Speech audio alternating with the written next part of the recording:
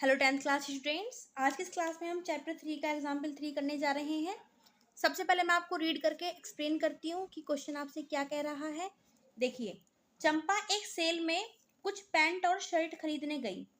जब उसकी सहेलियों ने पूछा कि प्रत्येक के कितने नग खरीदे, यानी कि प्रत्येक को कितना कितना खरीदा, पैंट कितनी खरीदी, शर्ट कितनी खरीदी मेरे प्यारे स्टूडेंट्स, ठीक है। तो उसने उत्तर दिया, स्कर्ट की संख्या खरीदी गई पैंटों की संख्या की 2 गुनी से 2 कम है। स्कर्ट की संख्या खरीदी गई पैंटों की संख्या की 4 गुनी से भी 4 कम है। सहेलियों की यह जानने के लिए सहायता कीजिए कि चंपा ने कितनी पैंट और स्कर्ट खरीदी। ठीक है स्टूडेंट्स, चलिए इस क्वेश्चन को हम करते हैं और ये ध्यान रखिएगा, ये हमें ग्राफ की मदद से ही प्रश्न को हल करना है मेरे प्यारे बच्चों। ठीक है, आगे आप जानेंगे कि बिना ग्राफ के भी हम किस प्रकार रैखिक समीकरणों के युग्म को हल कर सकते हैं स्टूडेंट्स। ठीक है, चलिए फिलहाल इस क्वेश्चन पे फोकस करते हैं मेरे प्यारे बच्चों। ठीक है, चलिए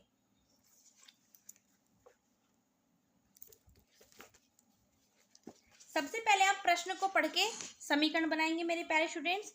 देखिए यहाँ पे एक तो स्कर्ट है और एक पैंट है। ठीक है, क्या क्या है मेरे प्यारे बाबू, स्कर्ट है और आपकी पैंट है। ठीक है, तो माना यहाँ पे आप सबसे पहले मानेंगे क्योंकि आपको समीकरण गिवन नहीं है मेरे प्यारे स्टूडेंट्स। ठीक है, तो यहाँ पे लिखेंगे आप माना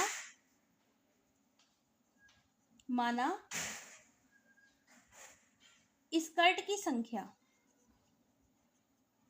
एक्स मान ली हमने कि उसने एक्स स्कर्ट खरीदी। ठीक है, और पैंट की संख्या भी हम मान लेते हैं मेरे प्यारे बाबू, पैंट की संख्या मान ली हमने वाई।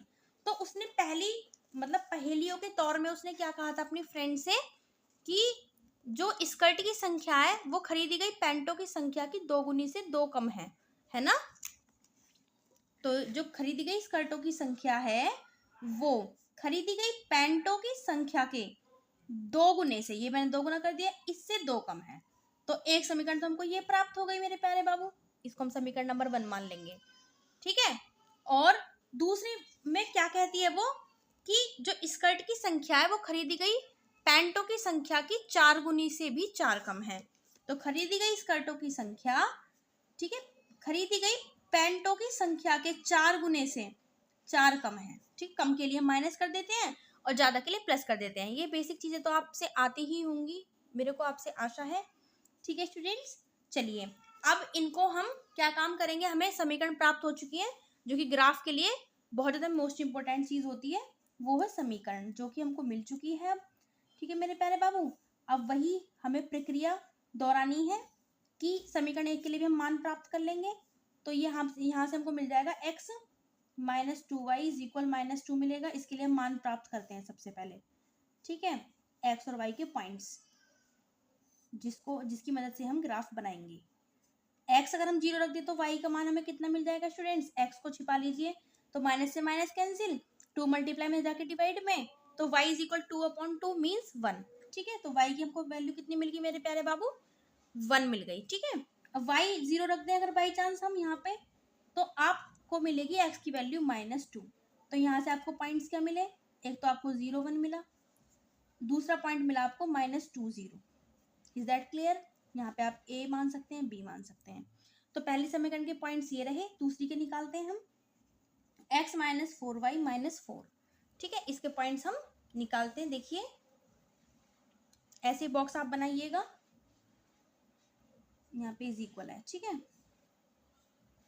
ये मान अच्छे से निकालने की आप प्रैक्टिस कीजिएगा बार बार। ठीक है, चलो x y। ठीक है स्टूडेंट्स, अब यहाँ पे मैंने x 0 लिया तो आपको y कितना मिलेगा, देखिए x मैंने 0 ले लिया तो ये माइनस का 4 इधर आके प्लस का 4 हो जाएगा और y इज इक्वल 4/4 मीन्स 1 मिल जाएगा आपको। ठीक है, ये ठीक है, आप इसको डिटेल में भी सॉल्व करके देख सकते हैं। यहाँ पे 0 रखिएगा, फिर आप -4 को इधर लेके आएंगे तो +4, फिर ये मल्टीप्लाई में तो डिवाइड में, तो y इज इक्वल 4/4 1 मिल जाएगा। ठीक है, ये कैलकुलेशन आप कर सकते हैं। अगर आपको इतनी बेसिक कैलकुलेशन नहीं आ रही है तो आप मुझसे कमेंट सेक्शन में ज़रूर बोलिएगा, मैं आपके लिए और शॉर्टेस्ट वीडियो इसके लिए भी लेके आऊँगी, इस चीज़ पे भी आपको वर्क करूँगी। ठीक है, आपके लिए मैं अब y का मान निकालती हूँ। y 0 पर हमें कितना मिल जाएगा मेरे प्यारे बाबू, तो y 0 पे तो y 0 हो जाएगा, x का मान आपको -4 मिलेगा। तो y0 पर x मिलेगा हमें -4। तो यहाँ से हमें पॉइंट्स क्या मिले 0 1, ठीक है। और आपको यहाँ पे क्या मिलेगा -4 0। x का मान हम पहले लेते हैं, y का मान हम बाद में लेते हैं। इसको आप C और D मान सकते हैं। अब इन पॉइंट्स को हमें मेंशन करना होगा अपने इस ग्राफ पे, ठीक है मेरे प्यारे स्टूडेंट्स। पूरा फोकस यहाँ पे रखिएगा आप अच्छी तरीके से। तो चलिए पहले पॉइंट्स क्या हमारे 0 1, यानी कि आपका x 0 है y 1 है, ठीक है। एक पॉइंट तो हमारा ये हो गया। फिर b वाला पॉइंट क्या है, यानी कि आपका यहाँ पे x का -2, ठीक है। +2 नहीं है, +2 लेंगे तो हम राइट हैंड साइड में जाएंगे। अगर बाई चांस होता -2 है तो हम लेफ्ट हैंड साइड में जाएंगे। यहाँ पे हमारे x की नेगेटिव वैल्यूज होती हैं। तो -2 हमारा ये रहा और y हमारा 0 ये रहा, ठीक है। तो ये पॉइंट्स हमें, ये तो कॉमन पॉइंट है, इन दोनों पॉइंट्स को हमें मिलाना होगा, ठीक है। और उस लाइन के ऊपर हमको क्या करना होगा मेरे प्यारे बच्चों, पहले आप इसको अच्छे से खींचिए। ये मिल गई हमको हमारी लाइन, ठीक है। इसके ऊपर हम इस समीकरण को मेंशन करेंगे, जिससे हमें पता लगे कि ये कौन सी हमारी समीकरण है। समीकरण के पॉइंट्स वाली लाइन है, ठीक है, इज इक्वल -2। अब दूसरे समीकरण के पॉइंट्स को भी हम ग्राफ पे मेंशन करेंगे, ठीक है। तो पहला तो हमारा 0 1 है, यानी कि x 0 y 1, तो ये तो हमारा कॉमन पॉइंट है, ठीक है। ठीक है, दूसरा पॉइंट हमारा क्या है मेरे प्यारे बच्चों, -4 0, यानी x की वैल्यू -4 है, x की वैल्यू -4, ठीक है। और y की वैल्यू 0, y की वैल्यू 0 यहाँ पे होगी हमारी, x की -4 ये रही, ठीक है। और पहला वाला पॉइंट क्या था हमारा 0 1 था, ठीक है। तो इस वाले पॉइंट और इस वाले पॉइंट से पासिस थ्रो होने वाली एक लाइन खींचेंगे हम, इन दोनों पॉइंट से गुजरने वाली एक लाइन, ठीक है। इसके लिए मैं दूसरा पेन लेना चाहूंगी, जिससे आपको दोनों रेखाएं बिल्कुल स्पष्ट दिख सके, ठीक है। और दोनों में अंतर हमको पता चल जाए। इस लाइन के ऊपर भी इसका हम समीकरण डालेंगे, x इज इक्वल 4y -4। तो मेरे प्यारे बाबू हल क्या होगा दोनों समीकरण का, दोनों लाइंस का हल क्या होगा, जहां पे दोनों लाइंस ने एक दूसरे को इंटरसेक्ट किया होगा, एक दूसरे को प्रतिच्छेद किया होगा, वो पॉइंट हमारा ये है। और इस पॉइंट के निर्देशांक क्या है, कोऑर्डिनेट्स क्या है हमारे, ठीक है, वो है हमारे 0 और 1। x की वैल्यू 0 है यहाँ पे, और 1 y की वैल्यू क्या है हमारी 1। तो यही हमारा हल होगा, है ना। जहाँ पे दोनों लाइन एक दूसरे को इंटरसेक्ट करती है वही हमारा हल होता है। तो हमारा हल क्या हुआ मेरे प्यारे बाबू, 0 1। 0 क्या होती है, x की वैल्यू, ये दूसरी वाली वैल्यू क्या होती है, y की वैल्यू। अब आपने x को क्या मान रखा था, यहाँ पे ध्यान से देखिए, x को मान रखा था आपने स्कर्ट की संख्या, यानी कि आपकी स्कर्ट की संख्या जो है, स्कर्ट की संख्या वो आपकी 0 हुई, यानी कि उसने कोई स्कर्ट नहीं खरीदी।